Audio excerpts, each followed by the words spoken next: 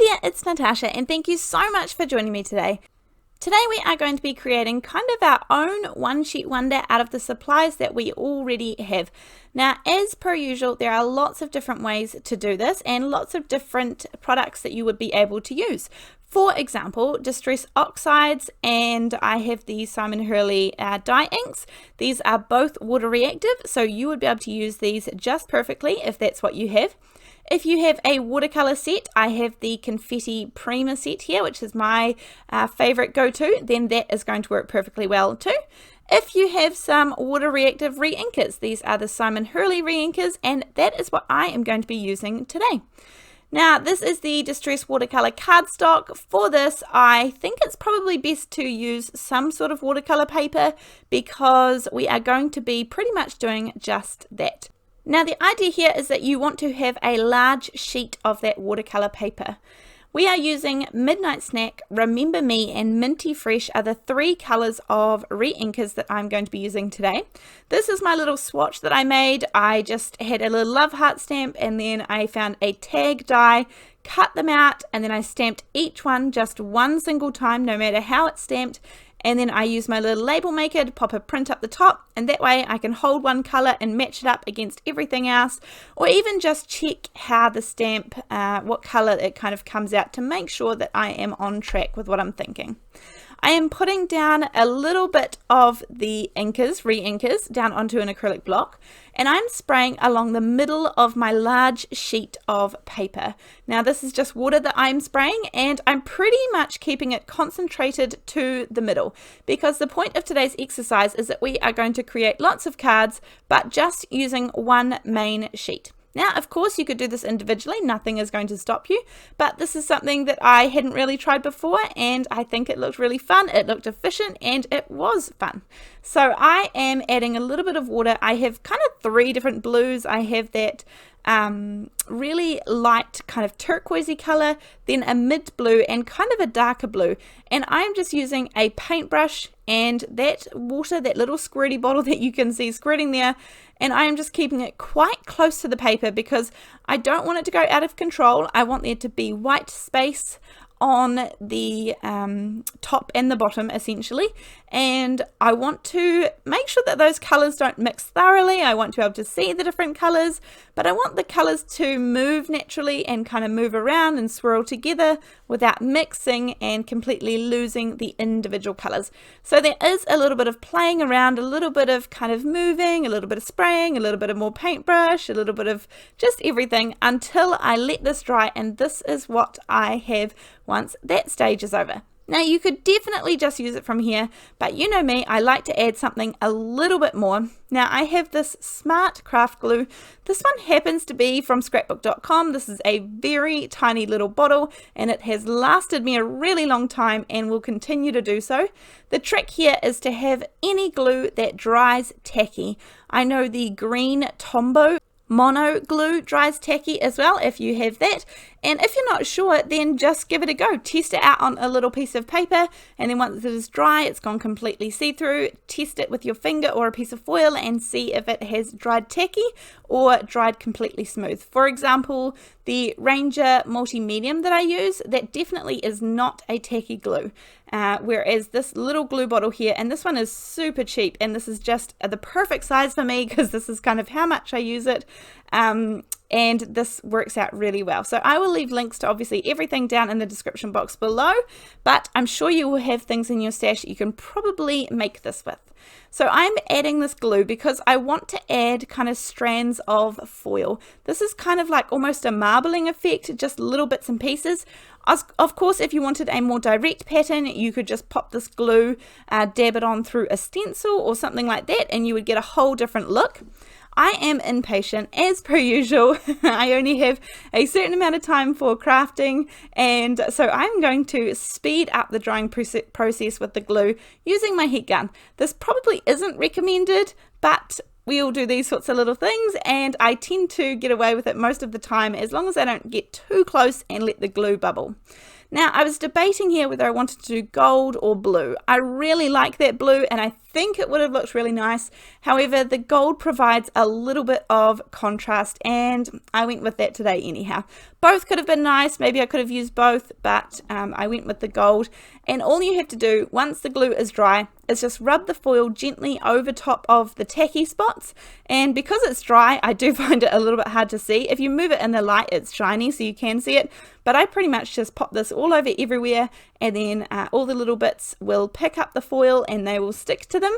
And I was really liking how this was going. This is a fun technique to add a little bit of shine, a little bit of something. I'm just going over and feeling if there's any more tacky bits that I can feel that are sticky and that need a little bit of foil popped on top. You could also just use some Nuvo drops and kind of spread those around. I mean, you could have some glitter glue, anything to add just a little bit extra to this project. Now, once that is all done, I kind of decided I wanted some of these to be kind of longer runs of the gold, and I did go to the effort to do the process again to match some of them up. So what I did is, to get those little lines, I actually just popped some of the glue on the underside of that palette knife, and that way I could drag it and it would kind of create a really nice skinny line as it kind of dripped down from the palette knife. So I'm just going to do the same thing again, let this dry or dry it, and then add in some foils. Now, I do think that this process would work really well if you wanted to make a gift set of cards or a set to give away or something like that, because obviously all of these are going to have a similar theme to them.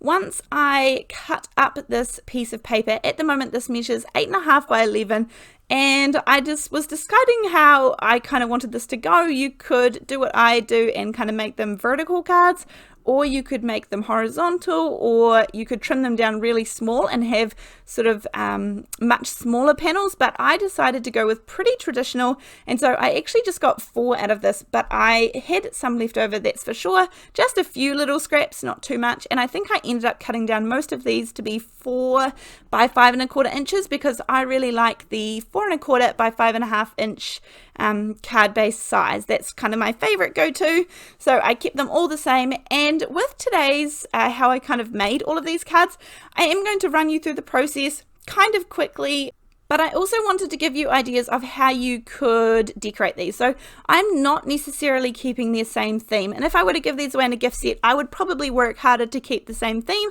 but I was more focused on giving you guys some ideas, and I will use these cards individually and not give them away as a set. So first of all, I'm going to add a little bit of a border on these. This is the Midnight Snack, so it's one of the inks that we use, but this is the ink pad of it, and I'm using a piece of low-tack tape. This is the mint tape, and this is my absolute favorite, and I use it on when I have these projects that I've already put lots of effort into and I do not want anything to rip, so this tape is perfect for that. And I'm just creating a kind of faux matte layer. I guess this is a matting layer without actually having to add another piece of cardstock, and this is just going to frame this up beautifully. So it's the same blue that is already one of the blues that we used earlier, so everything is coordinating and I'm not bringing in anything new for the minute. And this looks really nice, especially when you pop it on that white background. I did think how this might look if I added the medium blue. So this is the Remember Me. So again, one of the inks that we used in the actual creating of the sheet. This is one of those. However, I think I probably like the darker version better. I tend to lean towards darker matting layers anyway. So anyway, this was just another version that you could try, and I was just curious to see what it would turn out like. It still looks nice and it still creates a really nice border, so that works just fine. I think when I put them side by side, you can definitely notice the difference here. And again, I think I'm leaning towards the darker border, the one on the left. Now for the next one, I'm just going to use the Midnight Snack color, so the dark blue, but I'm just using a finger dauber to kind of ink up the edges instead of using the mint tape. This is just another way to kind of add that little defining border, especially once I pop it down onto my card base. So that is the third way of doing it. And then for the fourth way, I'm actually inking up the card base. So I am just going to run around with that Midnight Snack, that darker color that I was leaning towards, and I have a finger dauber, but any sort of inking tool or anything is going to ink up this perfectly. I did want to mask off, so I reused a piece of that mint tape and popped it down so that I didn't get the back of the card here, but I am just inking up the card base, and I will leave the card front clear, and this will become the kind of matting layer or the darker background card base that I use. So no one will see this kind of hot mess that we leave in the middle here. I promise this will be just fine. And I'm going to pop that aside to dry, and we are quickly going to run through how I put all of these cards together. Now, I had these gold alphabet stickers here. These are going to work really well, and this is how I line them up. However, if you don't have stickers or anything, then obviously you can just use die cuts. You could emboss the top of them in silver or gold or something like that so that it's going to stand out. I chose gold because I already had the gold little marbling that I had put through with the foils. So I just line them up on the very edge of my ruler, and then I get them in place. I can move them around, then I press down the top of them, and I kind of move my ruler away so that they all adhere down perfectly in place and lined up. So that's usually what I do when I'm trying to line up stickers and things like that, or die cuts. You can use this even with normal die cuts. And it means that I can line it up nice and straight because I had it on my T-ruler. Now for a little bit of stamping, because we are so far down the track with creating these cards, I do not want to ruin it at the moment. So I decided not to use an acrylic block, and I'm using my Couture Creations stamp press here. This is my absolute favorite. It is out of stock in lots of places, but slowly coming back into stock, which is fabulous. So I will leave some links down below. But you can find it in lots and lots of different places now. And I'm just stamping the word birthday. This is from the Concord and 9th, all the birthday stamps here. I'm going to use that one lots today. It's my favorite. I've been using it in so many videos, but it is very, very versatile and so many different ways to stamp out that happy birthday sentiment. So here I'm just deciding which way round I want to do it, which one I wanted on, which one kind of had the gold flecks in the right places where I thought I could stamp things, and because I didn't want to stamp over the gold, I don't think it would stamp well over the foil, so I wanted to avoid it for the majority of the stamping if I could. I decided to not use that big scripty kind of birthday under there. I thought it looked fine with the smaller one. And again, I'm just going to press these down. I'm using the Midnight Snack color, that dark blue, the same one that's around the edge, and the same one that we use the Reinkers for to create some of our watercoloring. Stamp it down and then press it down a couple of times if you need to. Once or twice is generally going to work really well. I actually have a review of this stamping platform on my channel. It's in a video, and it tells you all the reasons why this is my absolute favorite out of all the brands out there, and I've tried a lot of them. This is my absolute favorite one, and I now have 2 of these, and I am sold. This is the only one that I pretty much use. Now I'm going to move on to the Sentimental Flowers. This is a Simon Hurley stamp set, and these flowers are gorgeous, and I thought I would do something just a little bit different for this one and kind of take the focus off of the watercolor a little bit. Not entirely, because I'm going to kind of go down that track, but you'll see in just a second. These have gorgeous big flowers and gorgeous leaves and even better sentiment. So this is a favorite stamp set. I am going to choose that gorgeous big flower, and the best thing is that when I'm holding the stamp set up above, I can pretty much line up exactly where I want these to go and how it's going to kind of fit on my project. That smaller one there was just a little bit too small, and I am going to use one of the leaves as well and do a little bit of extremely quick masking. Then I just wanted to check out which sentiment I was going to use. You could do pretty much any of these. If you're giving them away as a gift set, you might want to have all different sentiments in the set, or you might like to have all the same, either. I am going to mask off using some of that low-tack tape, the border there, because I didn't want to stamp over top of it, and that way it keeps it as a real kind of matting layer. I am going to ink this up using some of the Remember Me color, which is the mid kind of medium blue, and I do stamp it a couple of times just to get a little bit more depth there and make it stand out from the corner, because at the moment it is a little bit kind of fading in there. And then what I did do is I took a finger dauber. I can't remember if I show it here on video, but I take a finger dauber and I went around the outsides just in a little bit of that Midnight Snack color, just to give there a little bit more color around the outside of the edges of the leaves, the petals, sorry. Then I put down a little bit of that low tack tape, and that way I'm going to create myself a tiny little mask. Okay, so here's where I'm actually adding in that darker blue color, the Remember Me color, and just to give it a little bit more definition around the edges, not too much. And then I use my cutter bee scissors just to cut that tiny little mask. I want to stamp a leaf on here as well, just so that it's not kind of a random flower just by itself. And this is a nice, easy, quick way to create a mask. All I need to do is stamp it on those couple of petals, pop it down once I've cut it out, and then I'm going to pop the leaf down so it is kind of going to appear that it is behind, coming from behind the flower. and I'm still going to ink this up in some blues because I didn't want to introduce any new colors at this point. I thought about doing it in greens, but I thought it would just stick out just a little bit too much, so some blue will be absolutely fine. Now, because these are water reactive inks, this means that you can do some kind of watercoloring or shifting of the inks. So this is a really cool feature about the Simon Hurley dye inks, and even though this flower kind of stands out, I just want to kind of fill it in a little bit more. So I'm taking a water brush, and remember that we did this on watercolor paper, so we are okay to use the water brush. It's not going to make the paper pill or anything. And it kind of doesn't appear too much on camera, but I really just filled it in a little bit, and it really kind of melds all together once you work the ink a little bit. Then I had stamped the leaf in the Remember Me color, but I wanted a little bit of that dark down the center of it, so I just squeezed the lid of the ink pad and picked up a little bit of ink there, and that's where I'm dragging it from. Very, very little was used, and it just creates that extra little leaf. This one is going to say sending hugs, so for this I just used the same inks. I'm keeping this all in the blue family and stamp that down a couple of times to get a really nice good impression, and then that is this one finished. Moving on to the last one, I'm going to keep this super simple. This one is going to say thank you, and this one just involves a little bit of stamping. As I said, that set, the Sentimental Flowers, has a lot of gorgeous leaves in it. So I'm just taking one of the small and one of the medium sized leaves. And actually, although this one is really super simple, this is maybe one of my favorites.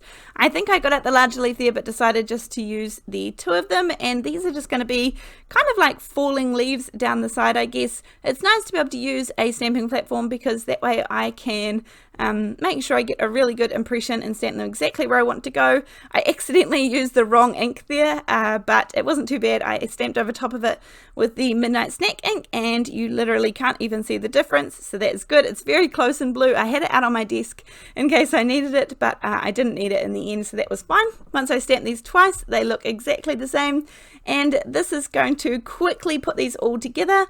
I have used the double-sided tape trick that I use on the back. I have 4 pieces that go around the outside and then a piece in the middle.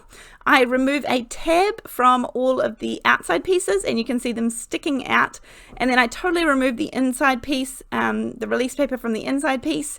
This way I can line them up really nicely. Then you see me push with my thumb in the middle, and then you can pull all of the tabs and everything will be lined up perfectly with no more wonky matting layers. So there is card number 1, and this one is really gorgeous. I love that gold in there. It just adds a little bit of something extra. As I said, these would go perfect as a little gift set. And then for the other ones, I'm just going to quickly whip through these because I pretty much just pop these onto their card bases. As I said, the card bases are all 4 1/4 by 5 1/2 inches. I will put all links to all of the products that I've used in today's video down in the description box below this one, and I'm pretty sure you have everything in your stash that you could make your own version of these already, but just in case you wanted to check out something, I will pop the links down there as well. And if you were inspired by this video and you wanted to show me or let me know, then the good way that you can post photos and things is over on our Facebook page. That is called Come Crafting with Natasha, and we have an amazing supportive community there. We are so lucky. So if you'd like to come over and join us there, either search us on Facebook or I will leave a link in the description box below too. But other than that, these are the 4 cards that we created from our One Sheet Wonder today, and thank you so much for joining me, and I really look forward to seeing you in the next video. Thanks, bye!